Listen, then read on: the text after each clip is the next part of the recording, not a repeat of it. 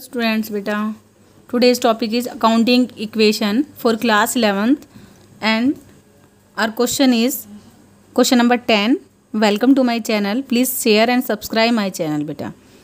Okay, we will do question number 10. Question is, if the capital of the business is 1,20,000, capital, when we started business with cash, this is called capital, and outside liabilities, and liabilities are 20,000. Calculate the total capital of the business. Total capital क्या होगी? देखो, capital और plus liability दोनों को अगर मैं add कर देती हूँ तो मेरी फॉर्म की क्या आ जाती है? Total asset. कैसे? मैंने आप लोगों को पहले भी फॉर्मूला बताया है. एसेट्स का फॉर्मूला होता है equal to capital plus liability. इसे अपने माइंड में सेट कर लो. कैसे याद करना है? जब भी मेरी एसेट, हमेशा जब भी मैं बिज़नेस स्टार्ट करूंगी तो मेरी जितनी भी एसेट होंगी वो किसके इक्वल होंगी? जो मैंने बिज़नेस का पैसा लगाया और जो मेरी लाइबिलिटी है, चाहे वो करंट लाइबिलिटी है चाहे वो नॉन करंट लाइबिलिटी है. मतलब जितना मैंने उधारी ले रखी है और जितना मैंने खुद लगाया है, ये दोनों के इक्वल ही मैंने एसेट लगाई होगी. ध्यान रखना. मतलब मेरी खुद की कैपिटल और जो मैंने क्रेडिट ले रखा है, लोन हो चाहे कोई क्रेडिट परचेज हो, इन सब को ही तो स्टार्ट करके मैंने क्या किया? बिजनेस. तो हमेशा किसके इक्वल होंगी? Asset. Asset is equal to capital plus liability. Formula learn हो गया होगा.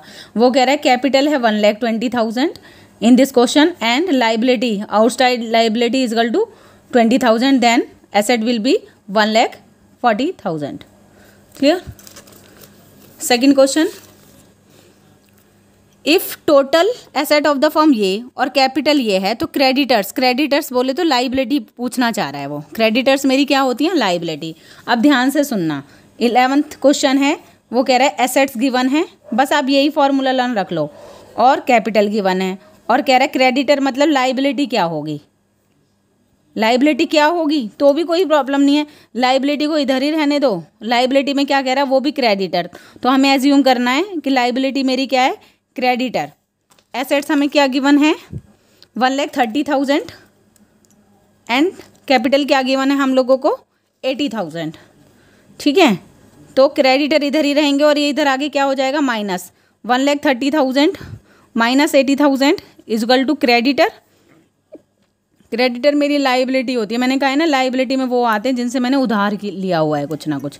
तो यहाँ पर आ जाएगा आप लोगों का 50,000. क्रेडिटर इसका मतलब कितने के हैं? 50,000. ठीक है, बहुत इजी से सम्स हैं ये, इनमें कुछ नहीं है. तो ऐसे क्वेश्चन आप लोग कर लोगे. उसके बाद है ना, एक क्वेश्चन आएगा आप लोगों का कि A commenced his cloth business on 1 April 2019 with the capital. Capital उसने कितनी लगाई है? 3 लाख. ऑन 31 अप्रैल 2020 उसकी एसेट कितनी है? 5 लाख. और उसकी लाइबिलिटी कितनी है? 1 लाख. अब ध्यान से सुनना, ये 1 अप्रैल है. 1 अप्रैल मतलब ओपनिंग. ठीक है, और ये है 31 मार्च को एसेट्स गिवन है आपको 5 लाख की, और लाइबिलिटी है आपकी 4 लाख की. अब देखो ध्यान से, 1 अप्रैल, अच्छा हाँ बेटा देखो, 1 अप्रैल को ओपनिंग एसेट दे दी, और ये है 2020 को, ये क्या हो गई? क्लोजिंग. ये क्या हो गई? क्लोजिंग. भाई 31 मार्च 2020 को मैं क्लोजिंग करूंगी ना. अगर मैंने कोई भी चीज़ 1 अप्रैल 2019 में स्टार्टिंग की है तो 31 मार्च को उसकी क्लोजिंग हो जाएगी. तो क्लोजिंग एसेट्स और क्लोजिंग लाइबिलिटी ले रखी आ जाएगी हमारे यहाँ से. वो कह रहा है क्लोजिंग कैपिटल आपको एक तो कैलकुलेट करनी है और प्रॉफिट कैलकुलेट करना है. अब ध्यान से सुनना.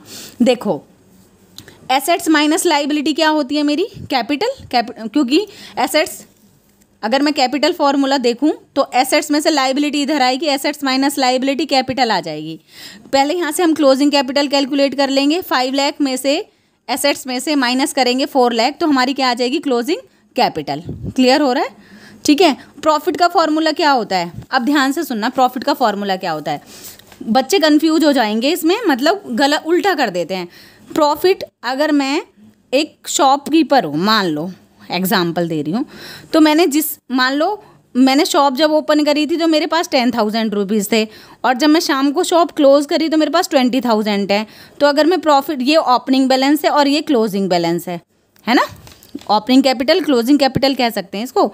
तो प्रॉफिट मैं जानना चाहती हूँ तो क्या करूँगी मैं? 20 में से क्लोजिंग में से जिससे मैंने शुरू एंड में मैं जितने पैसे लेके गई हूँ और मैं स्टार्टिंग वाले माइनस कर दूंगी अगर, तो मुझे पता लग जाएगा मुझे प्रॉफिट कितने का हुआ है, 10,000 का। सीधा बात है। देखो सुबह आपके पास ओपनिंग थी 10 और जब आप क्लोजिंग करने लगे तो आपके पास 20,000 थे। तो आप दोनों का डिफरेंस कैसे देखोगे कि मैं पूछूंगी भाई आपको कितना प्रॉफिट हुआ, तो आप बोलोगे मैम 10,000 का। क्यों? क्योंकि मैंने शुरुआत तो 10 से की थी और मैंने एंडिंग 20 से की, तो मतलब मैंने कितना प्रॉफिट अर्न किया है, 10,000। इन बिटवीन मैंने 10,000 का प्रॉफिट अर्न किया है। तो प्रॉफिट का फॉर्मूला क्या होता है, क्लोजिंग कैपिटल में से क्या माइनस करते हैं, ओपनिंग कैपिटल। ओपनिंग में से क्लोजिंग मत कर देना, ठीक है भाई। जो मेरे पास एंड में है उसमें से मैं स्टार्टिंग वाले माइनस करती हूँ तो मेरे पास प्रॉफिट आ जाता है। तो यहाँ तक समझ में आ गया। अब मुझे ओपनिंग कैपिटल तो ये क्लियर दे रखी है 3 लाख की, लेकिन मुझे क्या चाहिए, क्लोजिंग कैपिटल। तो क्लोजिंग कैपिटल मैं कैसे कैलकुलेट कर लूँगी, ये क्लोजिंग एसेट है, उसमें से क्लोजिंग लाइबिलिटी को अगर मैं माइनस करूँगी तो मेरे पास क्या आ जाएगी, क्लोजिंग कैपिटल। मैं फॉर्मूला लगाऊंगी एसेट्स, यहाँ पर क्या लिख लो बस, closing asset is equal to closing capital plus closing, मैं इसको शॉर्टकट लिख रही हूँ, आप लोग फुल लिख लेना, लाइबिलिटी। तो एसेट्स मुझे क्या दे रखी हैं, 5 लाख क्लोजिंग एसेट, और लाइबिलिटी मुझे दे रखी है 1 लाख। तो यहाँ से मेरी क्या आ जाएगी, क्लोजिंग कैपिटल, ये इधर जाके माइनस हो जाएगा, तो 5 लाख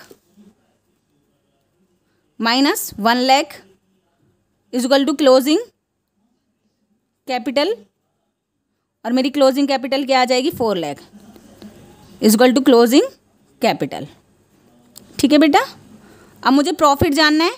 प्रॉफिट कैसे कैलकुलेट करते हैं, profit is equal to closing में से कैपिटल में से माइनस करते हैं ओपनिंग कैपिटल की मैंने स्टार्टिंग कितने से की और एंड में मेरे पास कितना है, एंड में से स्टार्टिंग वाला माइनस करते हैं, ये याद रखना, ठीक है। तो मेरी ओपनिंग दे रखी है 3 लाख की और जबकि मेरी क्लोजिंग कितनी आई है 4 लाख, तो 4 में से जब मैं 3 को माइनस कर दूंगी 3 लाख को, तो मेरा प्रॉफिट आ जाएगा 1 लाख।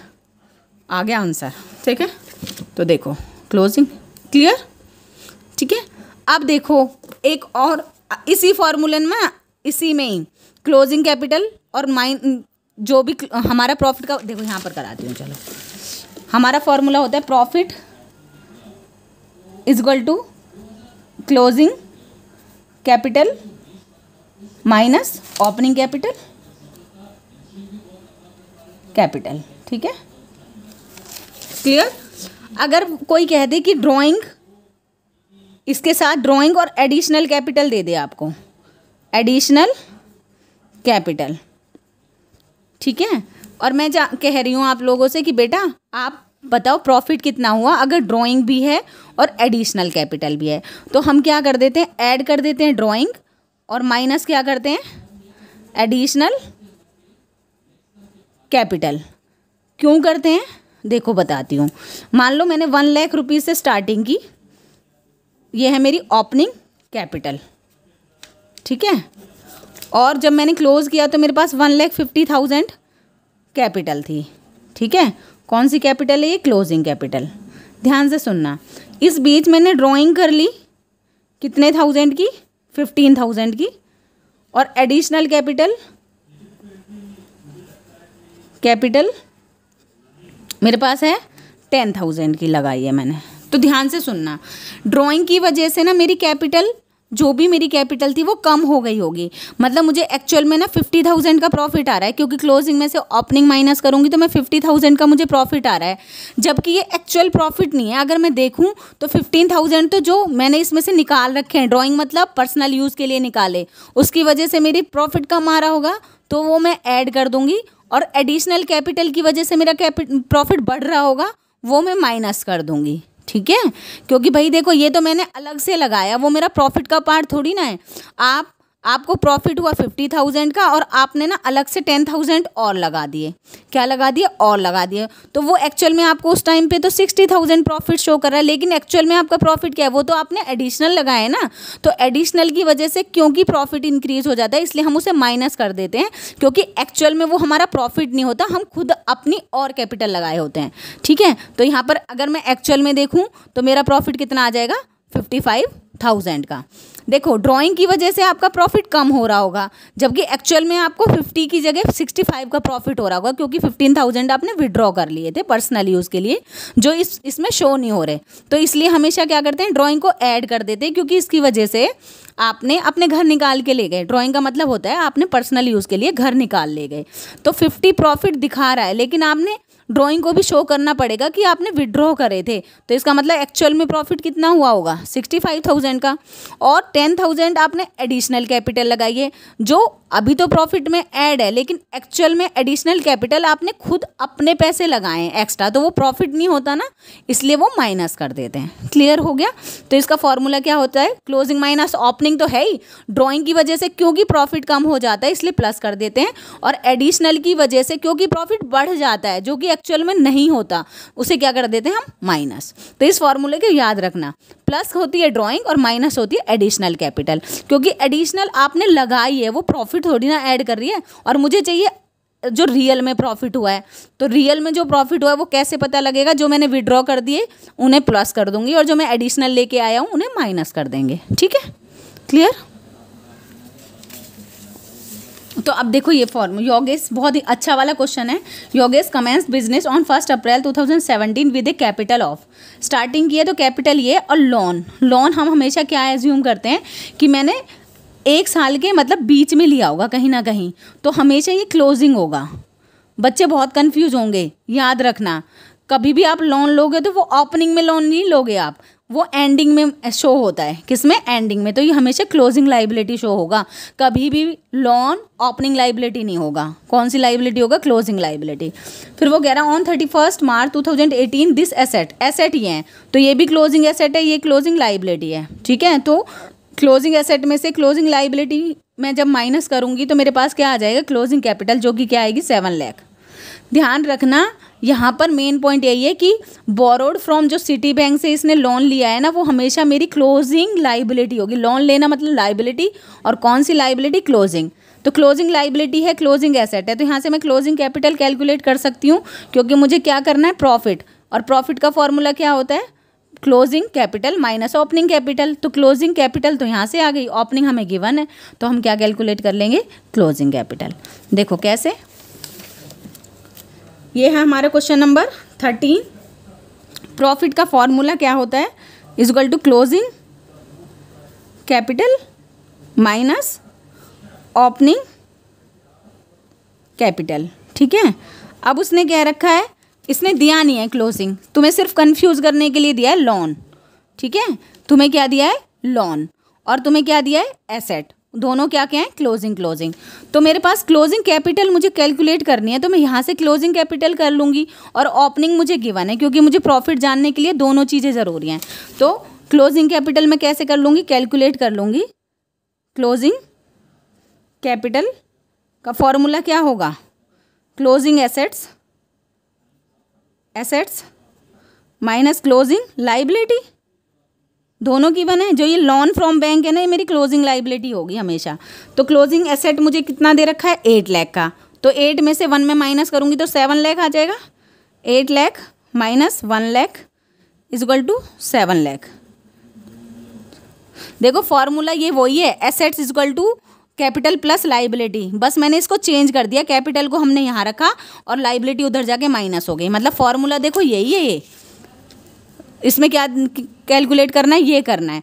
तो एसेट्स माइनस लाइबिलिटी हो जाती हैं। अगर क्लोजिंग है तो यहाँ क्लोजिंग लग जाता है, बस फॉर्मूला वही है। यहाँ पर क्या निकालनी थी हमें, क्लोजिंग कैपिटल, तो क्लोजिंग एसेट्स में से क्लोजिंग लाइबिलिटी को माइनस कर देते हैं। ठीक है, सेम वही फॉर्मूला है बेटा। क्लियर। तो 7 लाख आ गई क्लोजिंग लाइबिलिटी, वो क्लोजिंग कैपिटल। ओपनिंग कैपिटल मुझे कितनी दे रखी है, देखो ये दे रखी 5 लाख। ठीक है, तो यहाँ से फॉर्मूला लगाओगे, प्रॉफिट क्लोजिंग कैपिटल हमारी है 7 लाख और ओपनिंग कैपिटल हमें गिवन है 5 लाख की, तो आंसर आ जाएगा 2 लाख। ठीक है, आंसर क्लियर हो गया, 2 लाख। अब कह रहे हैं अगर इसमें फ्रेश कैपिटल कह लो, एडिशनल कैपिटल अगर मैंने इंट्रोड्यूस किया और ड्राइंग लगाया है तो क्या होगा मेरा प्रॉफिट। मतलब वो कहना चाह रहा है अगर इसी क्वेश्चन में मैं क्या कर दूं, एडिशनल कैपिटल लगा दूं और विड्रॉ कर लिए तो बताओ क्या होगा प्रॉफिट। कोई बात नहीं, ईजी है बहुत, या तो इसी में ही कर लो आप प्रॉफिट में, प्लस ड्राइंग और minus additional capital. Additional capital यही फॉर्मूला बताया है मैंने। अगर ड्राइंग होगा तो ड्राइंग की वजह से क्योंकि प्रॉफिट कम हो जाता है इसलिए उसे ऐड कर देते हैं। एडिशनल कैपिटल की वजह से प्रॉफिट बढ़ रहा होता है जबकि एक्चुअल में नहीं बढ़ रहा होता, हमने लगाया है अलग से, तो इसलिए इसे माइनस कर देते हैं।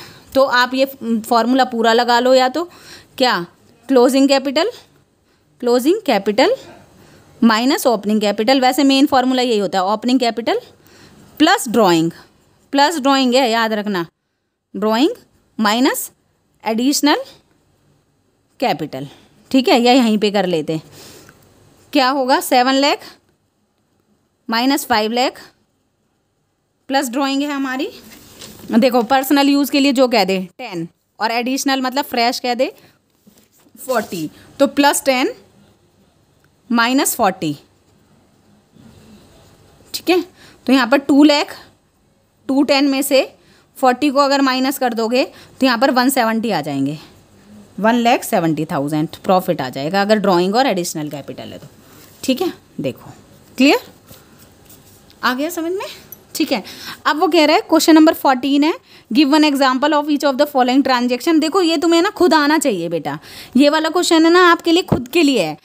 हमने अकाउंटिंग इक्वेशन की है, अगर आपको समझ में आया होगा। कह रहा है ऐसा कोई एग्जांपल दो जिससे एसेट भी इंक्रीज हो और लाइबिलिटी भी। ऐसा एक ही एग्जांपल होता है क्या, जब आप क्रेडिट परचेज करते हो, क्योंकि क्रेडिट परचेज की वजह से आपकी गुड्स आ जाती हैं और आपके कौन बढ़ जाते हैं, क्रेडिटर्स। ठीक है, वो कह रहा है decrease in asset and liability. ऐसा कुछ भी जब आप क्रेडिटर को पेमेंट कर दोगे, सीधी बात है ना भाई, कैश कम हो जाएगा और लाइबिलिटी कम हो जाएगी। अगर आप किसी को पेमेंट कर दोगे, क्रेडिटर ही हो सकते हैं लाइबिलिटी में, अगर आपने उनको पेमेंट कर दी तो आपकी कैश कम हो जाएगी, डिक्रीज इन एसेट, और लाइबिलिटी भी डिक्रीज हो जाएगी। ठीक है, उसके बाद increase in asset and capital. ये कब हो सकता है, एसेट तो इंक्रीज हो जाए और कैपिटल भी, जब ये सिर्फ यही हो सकता है, इसके अलावा कुछ नहीं हो सकता। जब आप नई एडिशनल कैपिटल लाते हो, एडिशनल कैपिटल। ठीक है, कैपिटल तभी बढ़ सकती है जब आप एडिशनल कैपिटल लाते हो। Decrease in asset and capital, जब आप विड्रॉ कर लेते हो तो आपका कैश भी कम हो जाता है और आपकी कैपिटल भी कम हो जाती है। तो आप अब यहाँ तक इस एग्जाम्पल को याद रख लेना। ठीक है, ये क्वेश्चन है ना बड़े अच्छे अच्छे हैं, क्योंकि इसी की वजह से आपको 7th चैप्टर आएगा। इन क्वेश्चंस की वजह से ही आप क्या सीख पाओगे, कौन सा chapter, question chapter number 7th। अब देखो मैं तुम्हें एक तरीका बताती हूँ इस वाले का।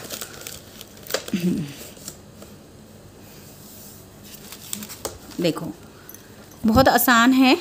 वो कह रहा है कि ना आपको बताना है on which side the increase in the following account will be recorded, also mention the nature of the account. ठीक है, ध्यान से सुनना। हमारे पास कितने टाइप के हमारे होते हैं, जो भी चीज़ें होंगी आपको देखना है ये एसेट्स नेचर की है या लाइबिलिटी नेचर की है या इनकम नेचर की है या एक्सपेंसेस नेचर की है। जैसे फॉर एग्जांपल या तो कोई एसेट होगी, ठीक है, या कोई लाइबिलिटी होगी। ठीक है, लाइबिलिटी और हमारा प्रॉफिट दोनों सेम नेचर के होते हैं। एसेट्स और एक्सपेंसेस हमारे सेम नेचर के होते हैं।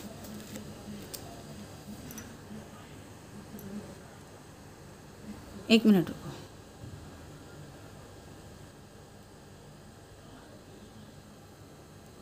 देखो बेटा, जो बिजनेस है ना उसमें ना हम क्या क्या यूज़ करते हैं ये आपको रूल्स याद रखने पड़ेंगे। या तो मेरे पास एसेट्स होंगी या मेरे पास लाइबिलिटी होंगी, या तो मुझे कोई एक्सपेंसेस हो रहे होंगे या मेरी कोई इनकम हो रही होगी, या मैं विड्रॉ कर लूँगी मतलब पैसे निकाल लेती हूँ। अब तक हमने कितने वर्ड सुने हैं, देखो ऐसे याद कराती हूँ मैं आपको इन्हें।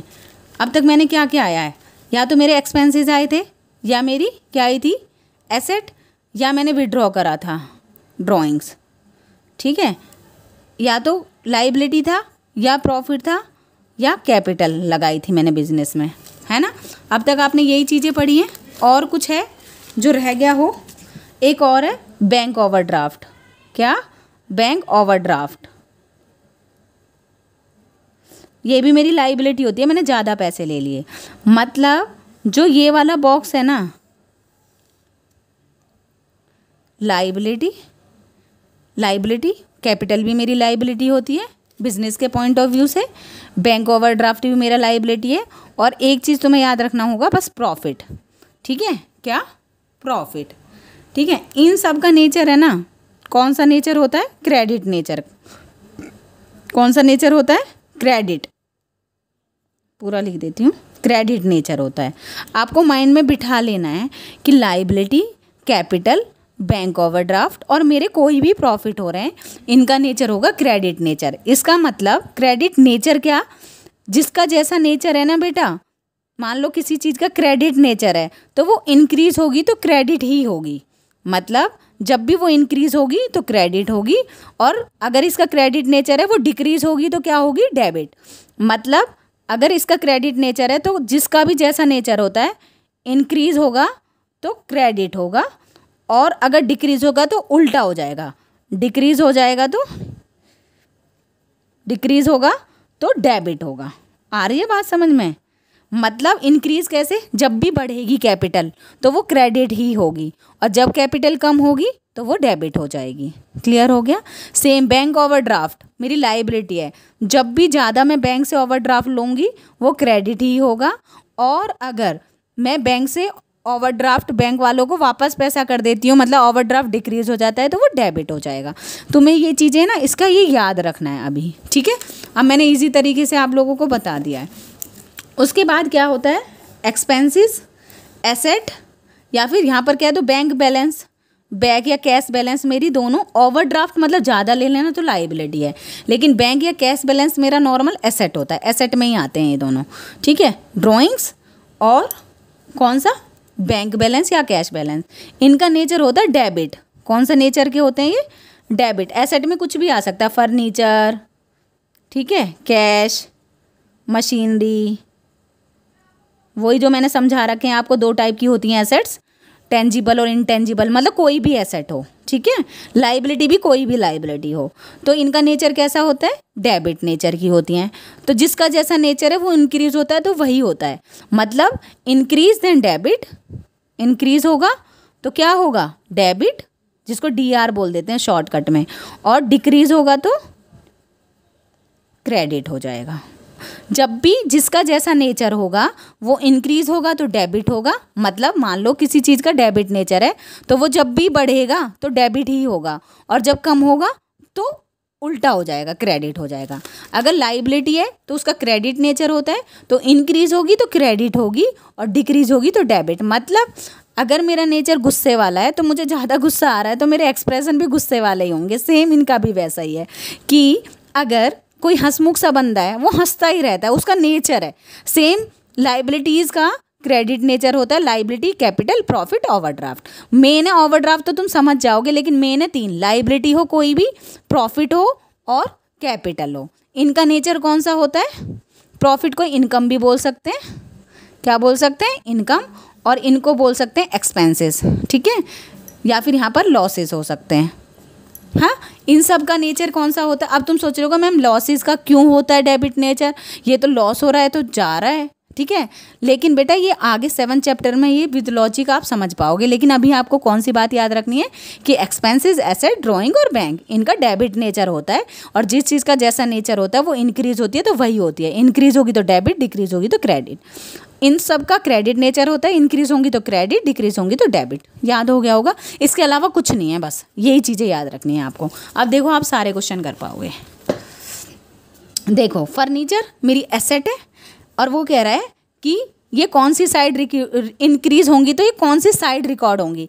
एसेट इंक्रीज होती है, एसेट का कौन सा नेचर होता है? डेबिट। तो इंक्रीज होगी तो किधर की तरफ आएगी? डेबिट साइड, है ना? आप समझ रहे हो, एसेट है फर्नीचर और इसका नेचर क्या है? डेबिट। तो इंक्रीज होगी तो डेबिट होगी।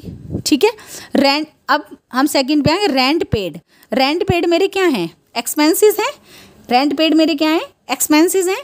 एक्सपेंसेस का कौन सा नेचर होता है? एसेट वाला ही नेचर होता है बेटा। डेबिट नेचर के देखो मैंने यहाँ पर बताए हैं। एक्सपेंसेस का भी कौन सा नेचर होता है? डेबिट। तो वो इंक्रीज होंगे तो क्या होंगे? डेबिट होंगे। क्लियर हो गया? कमीशन रिसीव्ड मतलब प्रॉफिट हो रहा है या इनकम हो रहा है? इनकम कौन से नेचर की होती है, इधर की साइड वाली लाइबिलिटी वाली नेचर की होती है। तो अगर वो बढ़ रही है तो क्या होगी, क्रेडिट होगी, क्योंकि इनकम का नेचर कौन सा होता है, क्रेडिट नेचर का होता है, और वो इंक्रीज होगी तो क्रेडिट होगी। ठीक है, नेक्स्ट है सैलरी पेड। सैलरी पेड मतलब एक्सपेंसेस, क्या हो रहे हैं, एक्सपेंसेस। एक्सपेंसेस अगर इंक्रीज होते हैं तो क्या होते हैं, एक्सपेंसेस का कौन सा नेचर होता है, डेबिट, और इंक्रीज होंगे तो डेबिट ही होंगे। क्लियर हो गया। प्रोप्राइटर होगा या फिर इसको कह सकते हैं कैपिटल, ये दोनों बात एक ही है। प्रोप्राइटर का अकाउंट या कैपिटल मतलब ऑनर ही होता है, ये यहाँ ऑनर भी हो सकता है। इसका अकाउंट ये कौन सा नेचर, कैपिटल कौन से नेचर की होती है, क्रेडिट नेचर की, इंक्रीज होगी तो क्रेडिट ही होगी। ठीक है। डेटर, डेटर मेरे एसेट होते हैं क्योंकि इनसे मुझे पैसा मिलता है। डेटर मेरे किस में आते हैं, एसेट में। हमने अभी अकाउंटिंग इक्वेशन करी थी तो डेटर अकाउंट बनाया था ना, तो डेटर मेरी एसेट होते हैं और वो इंक्रीज होंगे तो कहाँ होंगे, डेबिट। ठीक है। क्रेडिटर मेरे लेनदार होते हैं जो मुझसे पैसे लेंगे। क्रेडिटर मेरी लाइबिलिटी होती है, तो क्रेडिटर जब इंक्रीज होंगे तो क्या होंगे, क्रेडिट। ठीक है, क्लियर हो गया होगा। ओके, सेम वो कह रहा है डिक्रीज बताना है, तो उसका उल्टा कर देना है। जिसका डेबिट नेचर होता है जब वो डिक्रीज होता है तो क्रेडिट हो जाता है, और जिसका क्रेडिट नेचर होता है जब वो डिक्रीज होता है तो डेबिट हो जाता है, मतलब ऐसे। अब कैश है, कैश मेरी एसेट है। एसेट का कौन सा नेचर होता है, देखो यहाँ पर समझाती हूँ क्या है। कैश है, कैश का नेचर देखो पहले, कैश मेरी एसेट है, एसेट का कौन सा नेचर होता है, डेबिट, और वो कह रहा है डिक्रीज हो रही है तो क्या होगी, डिक्रीज होगी तो क्रेडिट होगी, इंक्रीज होगी तो डेबिट होगी। ठीक है, क्लियर। तो यहाँ पर देखो क्रेडिट एसेट। दूसरा क्या कह रहा है, बैंक ओवरड्राफ्ट मेरी लाइबिलिटी है। क्या होती है बैंक ओवरड्राफ्ट, बैंक ओवरड्राफ्ट मेरी क्या होती है, लाइबिलिटी, और लाइबिलिटी का कौन सा नेचर होता है, मैंने बता दिया आपको, क्रेडिट। तो डिक्रीज मतलब उल्टा करना है, डिक्रीज होगी तो वो डेबिट होगी। ठीक है बेटा, इंक्रीज होगी तो क्रेडिट, और डिक्रीज जिसका जैसा नेचर है वो इंक्रीज होगा तो वही होगा, और डिक्रीज होगा तो अपोजिट हो जाएगा। रेंट पेड, रेंट पेड मेरे क्या हैं, देखो ध्यान से, रेंट पेड मेरे एक्सपेंसेस हैं, और एक्सपेंसेस एसेट्स के साथ आते हैं। इनका नेचर कौन सा होता है, डेबिट। तुम बताना डिक्रीज होगा तो क्या होगा, डिक्रीज होगा तो वो क्रेडिट हो जाएगा। ठीक है, क्लियर। उसके बाद आउटस्टैंडिंग रेंट, आउटस्टैंडिंग रेंट देखो, लाइबिलिटी आउटस्टैंडिंग रेंट और क्रेडिटर दोनों लाइबिलिटी होती हैं। ठीक है, और मैंने ये पहले भी बताया, प्रीपेड कुछ भी वर्ड हो, प्रीपेड, प्रीपेड रेंट हो, प्रीपेड सैलरी हो, वो मेरी एसेट होती है। और आउटस्टैंडिंग, क्योंकि आपने क्वेश्चन नंबर करा होगा 6th अकाउंटिंग इक्वेशन का, आउटस्टैंडिंग का इफेक्ट इधर की तरफ पड़ता है, कैपिटल की साइड और लाइबिलिटी साइड, और प्रीपेड का एसेट साइड, और प्रीपेड अलग से लिख देते हैं, इसका इफेक्ट इधर पड़ता है। मैंने ऐसे ही क्वेश्चन कराए हैं आप लोगों को। तो जब आउटस्टैंडिंग कह रहा है तो मतलब मेरी लाइबिलिटी है, आउटस्टैंडिंग रेंट मेरी क्या है, लाइबिलिटी। लाइबिलिटी कौन से नेचर की होती है, क्रेडिट, तो वो डिक्रीज होगी तो डेबिट हो जाएगी। ठीक है। प्रीपेड इंश्योरेंस, प्रीपेड जहाँ वर्ड दिख जाए, प्रीपेड और आउटस्टैंडिंग, आउटस्टैंडिंग मतलब देना बाकी है तो ये मेरी लाइबिलिटी होती है, प्रीपेड मैंने एडवांस में दे दिया इसलिए मेरी एसेट होती है। एसेट का कौन सा नेचर होता है, डेबिट, और जब वो डिक्रीज होगी तो क्रेडिट हो जाएगी। क्लियर। सेम वैसे ही मनोज प्रोप्राइटर है, प्रोप्राइटर है मतलब कैपिटल है, कैपिटल का कौन सा नेचर होता है, क्रेडिट, कैपिटल का कौन सा नेचर होता है, क्रेडिट, जब वो डिक्रीज होगी तो डेबिट हो जाएगी। प्रोप्राइटर जहाँ वर्ड आ जाए या ऑनर, तो वो दोनों एक ही बात है, मतलब कैपिटल की बात कर रहा है। हो गए बेटा ये क्वेश्चंस आपके। ठीक है, अब देखो ये क्यों समझाया आप लोगों को, क्योंकि जो नेक्स्ट क्वेश्चन है ना वो ऐसा सही है, मतलब बहुत आसान सा क्वेश्चन है। कह रहा है from the following transaction state the nature of the accounts and state the accounts which will be debited और क्रेडिटेड। कह रहा है आपको नेचर बताना और ये बताना कौन सा डेबिट होगा और कौन सा क्रेडिट होगा। ठीक है,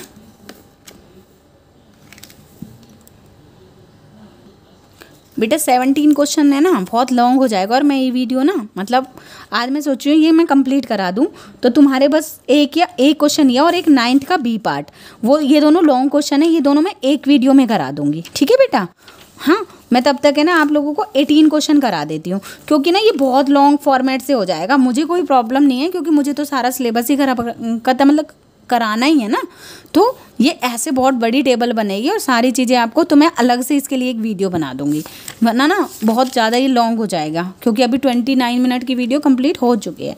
ठीक है, चलो अब वो कह रहे हैं टी शेप का अकाउंट बनाना ना, मशीनरी, मशीनरी मेरी क्या है, एसेट है, क्या है मेरी एसेट है, ध्यान रखना। अब वो इंक्रीज होगी तो डेबिट साइड और डिक्रीज होगी तो क्रेडिट साइड। ठीक है, देखो ध्यान से कैसे बनाते हैं। सबसे पहले आप क्या करोगे, मशीनरी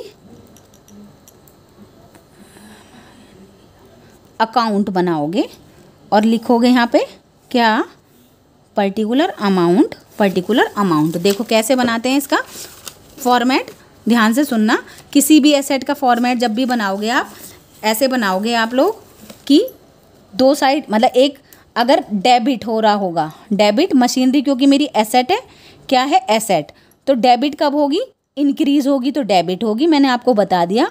और डिक्रीज मतलब कम हो रही होगी तो क्या हो जाएगी, ये क्रेडिट साइड होती है, ये डेबिट साइड होती है। हमेशा साइड कभी चेंज नहीं होगी, मतलब पोजीशन चेंज हो सकती है कि इंक्रीज होगी, अगर वो यही लायबिलिटी होती तो इंक्रीज होती तो यहाँ आता, लेकिन डेबिट और क्रेडिट अपनी जगह पे होंगे। चेंज क्या होते हैं, इंक्रीज और डिक्रीज। डेबिट क्रेडिट कभी चेंज नहीं होते, हमेशा डेबिट इधर ही होगा लेफ्ट हैंड साइड और क्रेडिट हमेशा राइट हैंड साइड ही होगा। ठीक है, तो अब हमें बनाना मशीनरी अकाउंट, लेकिन पोजीशन चेंज हो जाती है, क्योंकि अगर यही क्रेडिटर का अकाउंट बनता, नेक्स्ट अकाउंट, एक मिनट, किसका बनाना है आपको, बनाना है कैपिटल का। मान लो यही कैपिटल का अकाउंट होता, किसका, कैपिटल। कैपिटल कैसे नेचर की होती है, लायबिलिटी वाले नेचर की होती है। ठीक है, लायबिलिटी होती है तो वो इंक्रीज हो रही होती है तो किधर की तरफ आती है, क्रेडिट साइड। मान लो ये कैपिटल अकाउंट है, मैं डेबिट क्रेडिट चेंज नहीं होंगे, डेबिट और क्रेडिट, क्योंकि ये कौन से नेचर की है, क्रेडिट नेचर की, और ये कौन से नेचर की है, डेबिट। तो इंक्रीज तो डेबिट और डिक्रीज तो क्रेडिट। ये कौन से नेचर की है, क्रेडिट, तो इंक्रीज कहाँ पे आएगी, क्रेडिट साइड। इंक्रीज किधर चेंज, इंक्रीज चेंज होगा, पोजीशन चेंज करेगा, किधर आएगा, क्रेडिट साइड, और डिक्रीज डेबिट साइड। मैंने आपको बताया ना अभी कि जिसका जैसा नेचर है वो इंक्रीज होता है तो उधर, डेबिट क्रेडिट की पोजीशन सेम रहेगी, लेकिन लायबिलिटी अगर इंक्रीज होगी तो इधर आ जाएगी और एसेट इंक्रीज होगी तो इधर ही आएगी। समझ रहे हो आप, एसेट का क्योंकि डेबिट नेचर होता है, इंक्रीज तो डेबिट, डिक्रीज तो क्रेडिट। लायबिलिटी का क्योंकि क्रेडिट नेचर होता है तो इंक्रीज तो क्रेडिट, डिक्रीज तो डेबिट। ठीक है, तो नेचर आपको याद करने ही पड़ेंगे। चलो, क्या कह रहा है, machinery purchase for, machinery purchase करी है तो मशीनरी आई होगी, डेबिट मतलब आना, इंक्रीज हुई है, परचेज किया है तो कहाँ पर आ जाएगी, मशीनरी के डेबिट साइड। और यहाँ पर 5 लाख परचेज की है, किससे परचेज की होगी, कैश से परचेज की होगी, क्योंकि कुछ नहीं लिखा हुआ तो हम क्या एज्यूम करेंगे, कैश, है ना। तो यहाँ पर हम रीज़न लिख देंगे हमेशा, कैसे, कि किसकी वजह से मशीनरी परचेज किया, कैश की वजह से, तो मशीनरी बढ़ जाएगी। एक और बात बता देती हूँ, अगर आप मशीनरी अकाउंट बना रहे हो तो मशीनरी इधर इधर कहीं नहीं आएगी, या जिसकी वजह से, किसकी वजह से बढ़ रही है, कैश की वजह से, मतलब मशीनरी खरीदी है किस में, कैश में। यहाँ पर सेल करी है ना हमने लोगों ने, तो यहाँ पर क्या हो जाएगा, सेल की वजह से। यहाँ पर डिस्कार्ड मतलब ख़राब हो गई तो डिस्कार्ड की वजह से। तो यहाँ पर मशीनरी परचेज़ करिए तो परचेज़ की वजह से, मशीनरी डिस्ट्रॉय हो गई तो डिस्ट्रॉय की वजह से। मतलब हमेशा रीज़न लिखने हैं, कौन क्या लिखने हैं, रीज़न। मशीनरी मत लिखना, मशीनरी का रीज़न क्या होता है वो। ठीक है, सिंपल बता रही हूँ मैं, बहुत सिंपल लैंग्वेज में।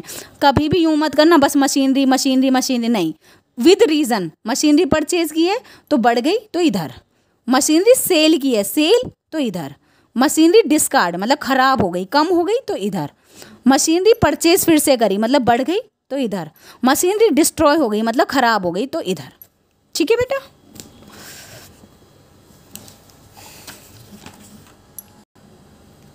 तो देखो हम मशीनरी अकाउंट बनाएंगे। 1 मिनट, मैं सोच रही हूँ आपको शो कर पाऊँ मैं, 1 मिनट।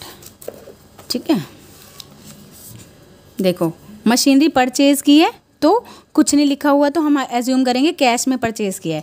तो यहाँ पर लिखोगे कैसे, टू कैश, और साइड में लिख दोगे मशीनरी परचेज़, मशीनरी परचेज़। कुछ नहीं लिखा होता हम कैश ही सोचते हैं, तो कितना आ जाएगा, 5 लाख। ठीक है, सेकंड में कह रहा मशीनरी सेल की है, सेल की है इसका मतलब डिक्रीज़ हो जाएगी, क्या हो जाएगी, डिक्रीज। और कुछ नहीं दे रखा तो हम यही एज्यूम करेंगे हमने कैश ही सेल करी होगी, तो कैश बाय कैश। ठीक है, मशीनरी के बारे में सोचना है। ठीक है, मशीनरी अगर सेल कर दी होगी तो कम हो जाएगी। ठीक है, क्या हो जाएगी, कम हो जाएगी, तो बाय कैश। और यहाँ पर क्या आ जाएगी, machinery sold, machinery sold. Clear है आप लोगों को। सेकंड में कह रहा है मशीनरी डिस्कार्डेड, तो डिस्कार्डेड के लिए कोई पर्टिकुलर वर्ड नहीं है, वैसे डेप्रिसिएशन लिख देते हैं। खराब हो गई, मशीनरी खराब हो गई बाय डिस्कार्डेड, डिस्कार्डेड हुई है ना 50,000 की, और सेल कर दी थी तो भी कम हो गई थी, डिक्रीज हो रही थी, तो यहाँ पर कितना आ जाएगा 1,20,000। ठीक है, क्लियर हो गया बेटा। उसके बाद कह रहा है न्यू मशीनरी परचेज, तो टू कैश, यहाँ पर सिर्फ कैश में ही ट्रांजेक्शन एज्यूम होती हैं, लेकिन लिखोगे क्या मशीनरी परचेज। फिर से मशीनरी परचेज की, मशीनरी परचेज, परचेज करोगे तो इधर क्योंकि बढ़ेगी, सेल करोगे तो इधर क्योंकि कम हो जाएगी मशीनरी, मशीनरी चली जाएगी बिजनेस से। डिस्कार्डेड भी मतलब ख़राब हो जाना। ठीक है, तो यहाँ पर आ जाएगा 2 लाख। उसके बाद कह रहा है डिस्ट्रॉय, तो यहाँ पर लिखोगे आप बाय डिस्ट्रॉय, डिस्ट्रॉय कह लो, डिस्कार्डेड कह लो, बाय डिस्ट्रॉयड। मशीनरी डिस्ट्रॉय लिख देना बेशक से आप, मतलब ठीक रहेगा, ऐसे भी लिख सकते हो bye machinery destroy, bye machinery discarded, वो कोई प्रॉब्लम नहीं है। ठीक है, 40,000। क्लियर हो गया। बैलेंस नहीं आपको कैलकुलेट करना है, तो देखो वो कह रहा था कि बस प्रॉपर साइड बतानी है। क्या बतानी है? प्रॉपर साइड बतानी है, और बैलेंसिंग फिगर से बैलेंस कैलकुलेट कर लो बेशक से। जब भी अकाउंट क्लोज करते हैं तो 2-3 लाइनें आती हैं, मतलब एक ऐसे और एक ऐसे, ये तरीका होता है एसेट्स को क्लोज करने का। हमारे बैलेंस हमेशा ऐसे ही क्लोज होंगे। तो 1,20,000, 170, 80, 90, 20, 21, 2,10,000 तो इधर का आ जाएगा, और इधर क्या आ जाएगा आप लोगों का 5 और 1 6, ये 6। अब ध्यान से सुनना, यहाँ पर आ गया 7 लाख। क्या आएगा? 7 लाख, क्योंकि कौन सा बैलेंस आ रहा है? डेबिट साइड वाला। कौन सा बैलेंस आ रहा है आपका?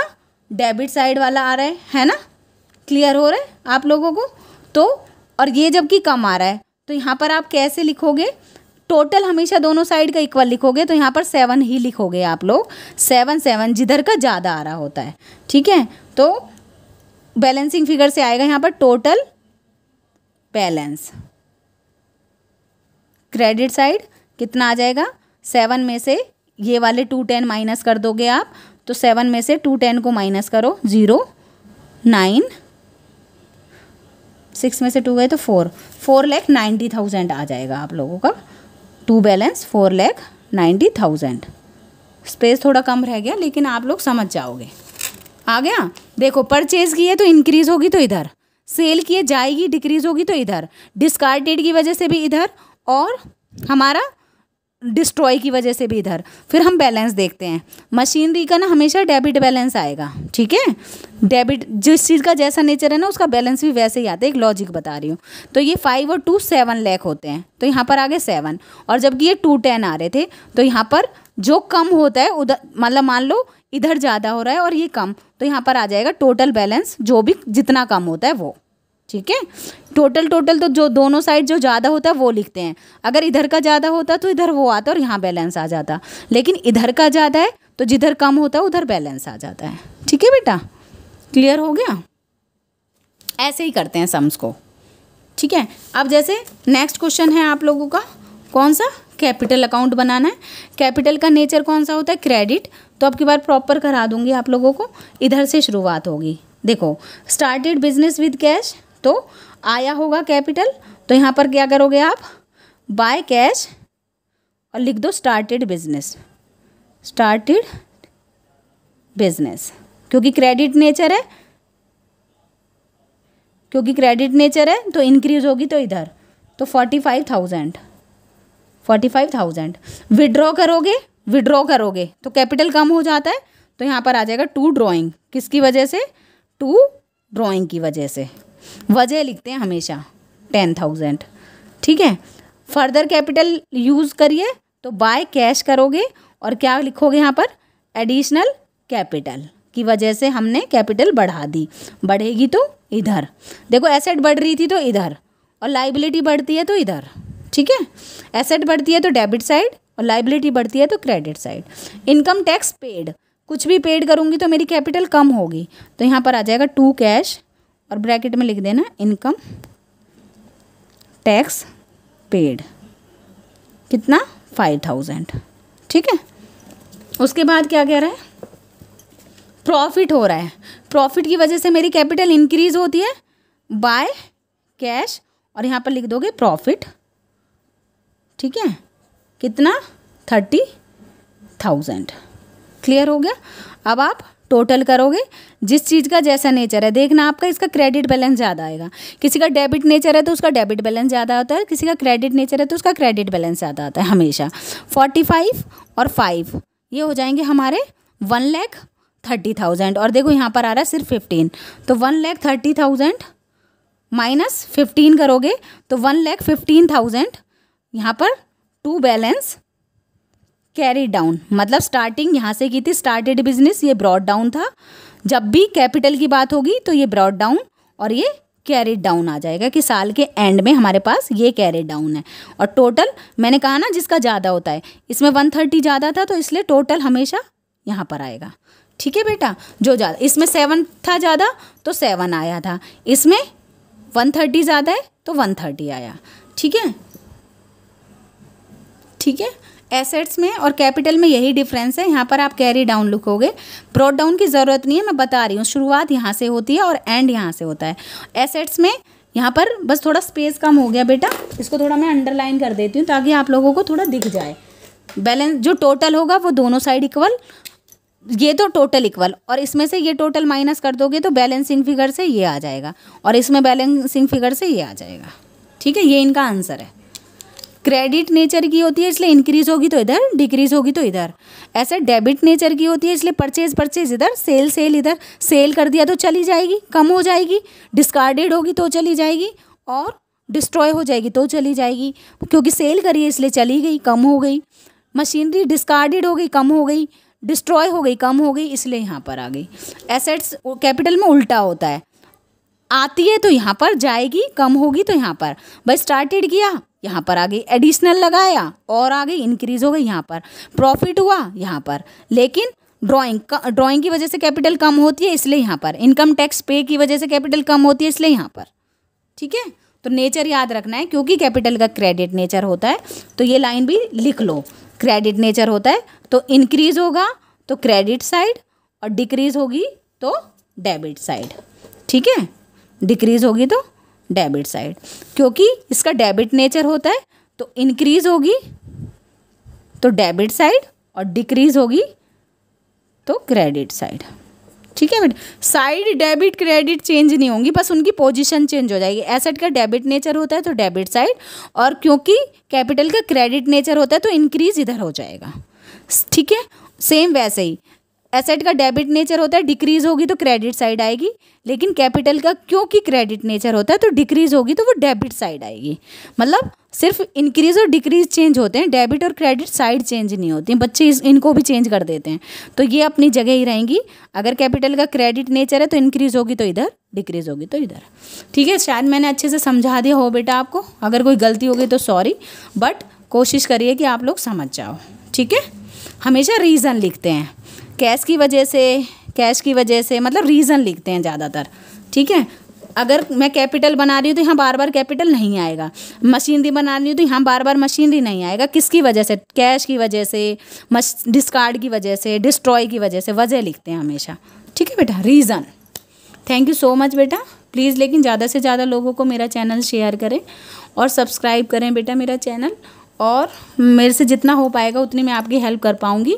कभी कभी खुद डिमोटिवेट हो जाती हूँ, मन नहीं करता अंदर से कि बच्चे तो सब्सक्राइब करते नहीं हैं, लाइक नहीं करते हैं, मतलब मोटिवेशन नहीं मिलता, तो थोड़ा सा अपसेट हो जाता है मन, लेकिन फिर से एनर्जी के साथ स्टार्ट कर देती हूँ मैं आप लोगों के लिए video banana. Thank you so much. Okay.